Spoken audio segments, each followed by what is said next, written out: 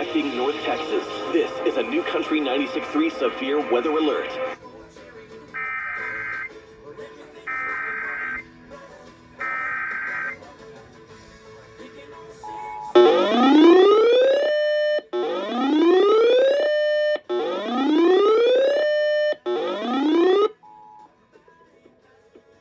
We interrupt programming at the request of the National Weather Service to activate the North Texas Emergency Alert System.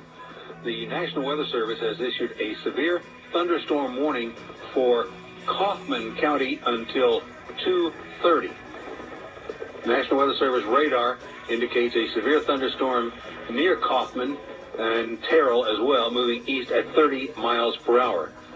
This storm may contain quarter-sized hail and gusty winds. Terrell, Kaufman, Canton are all in the path of this storm. Once again, a severe thunderstorm warning for northeastern Kaufman County and northwestern Van Zandt County until 2:30. A severe thunderstorm near Terrell, moving east at 30 miles per hour.